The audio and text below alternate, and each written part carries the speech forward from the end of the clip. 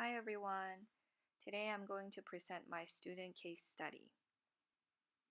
First, I'll talk about the school profile, then the student profile, academic history, behavior strength and challenges, and then the plan of action.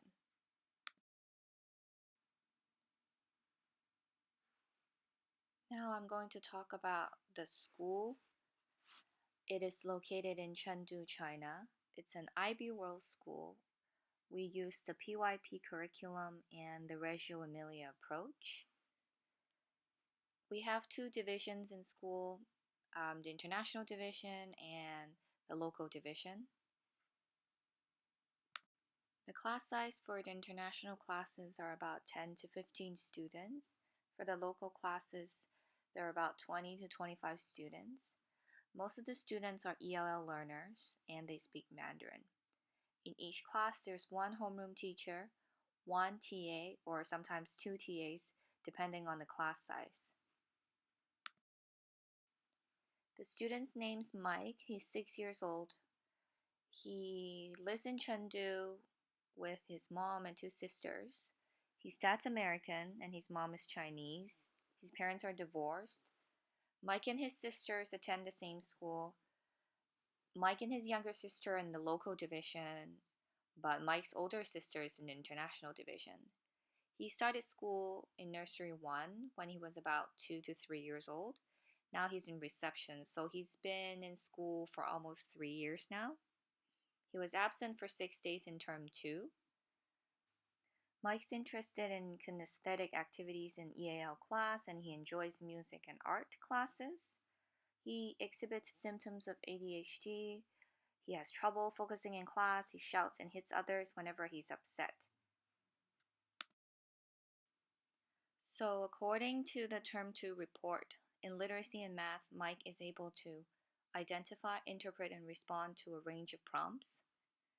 He can create his own visual response for particular purposes.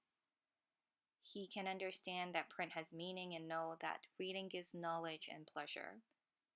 He can identify, compare, and describe attributes of real objects. He can describe and sequence familiar events in daily routines, and he's able to develop his understanding of length, mass, capacity, temperature, and time.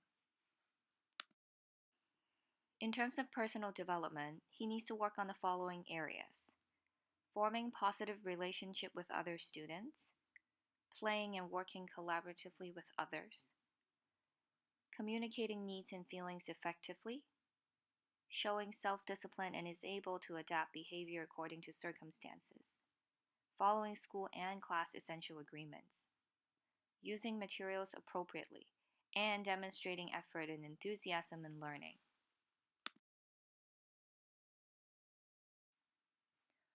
For his behavior strength and challenges, I've spoken to Mike's homeroom teacher, and she described him as impatient and needs to learn how to share.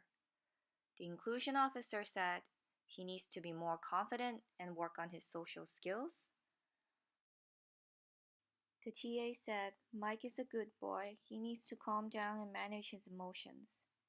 According to school policy, the homeroom teacher is responsible for observing and keeping track of Mike's behavior and communicate with parents to recommend next steps.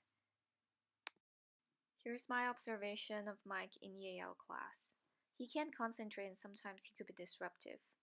In group work, he doesn't work well with others. He tends to shout or hit others when he doesn't get what he wants.